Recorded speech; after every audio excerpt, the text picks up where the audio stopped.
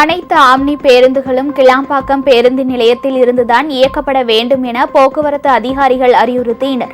ஆனால் கிளாம்பாக்கத்தில் உரிய வசதிகள் இல்லை என கூறிய ஆம்னி பேருந்து உரிமையாளர்கள் சங்கத்தினர் கோயம்பேட்டில் இருந்துதான் பேருந்துகளை இயக்குவோம் என திட்டவட்டமாக தெரிவித்தனர். இந்த பிரச்சினை குறித்து அரசு தங்களுடன் பேச்சுவார்த்தை நடத்த வேண்டும் எனவும் அவர்கள் வேண்டுகோள் விடுத்தனர்.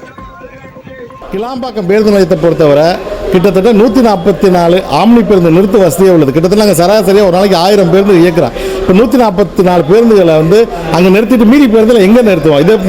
இந்த கேள்வியை தான் கடந்த 3 மாதமாக கேட்டுக்கிறோம். இது சம்பந்தமாக எந்த அரசு உயரதிகாரியும் கூட்டு பேச்சுவார்த்தை நடத்தாமல் திடீர்னு இன்னைக்கு ஒரு ஆர்டரை போட்டுட்டு இப்போ பஸ் ஸ்டாண்டில் நீங்கள் இப்போ காவல்துறை நண்பர்களை சிஎம்டி அதிகாரிகளை வச்சு பஸ் இப்போ இயக்க முடியாதுன்னு சுச்சுவேஷன் உருவாக்கியிருக்காங்க.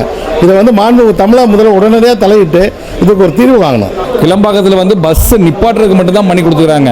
ஒரு பஸ்ஸை காலையில் வெளியூர்லேருந்து வந்த பஸ்ஸை கழுவணும், பராமரிப்பு இதெல்லாம் பண்ணணும். பராமரிப்பு பண்ணோம்னா தண்ணி ஊற்றி தான் கழுவணும். கலைஞர் நூற்றாண்டு பேருந்து நிலையத்தில் எப்படி கழுவ முடியும்? அப்போ எங்களுக்கு உண்டான பணிமனை இந்த மாதிரி ஒரு ஏக்கர் 5 ஏக்கர் இடத்த ஒதுக்கியிருக்காங்க. அந்த 5 ஏக்கர் இடத்த பார்த்தீங்கன்னா இப்போ விவசாய பூமியாக தான் இருக்குது. எங்களோட பிரதான கோரிக்கை என்னன்னா, அந்த 5 ஏக்கர் விவசாய பூமியை எங்களுக்கு தேவையான எங்களோட பயன்பாட்டுக்குள்ள கட்டமைப்பை பண்ணி கொடுத்துட்டு இங்கே உள்ள தனியார் பேருந்து இருக்கிற எல்லாத்தையும் நாங்கள் அங்கே போக தயாராக இருக்கிறோம் தான் சொல்கிறோம்.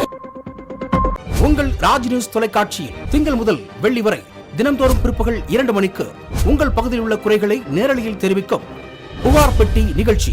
பங்கு பெறுங்கள், பயனடையுங்கள், காணத் தவறாதீர்கள்.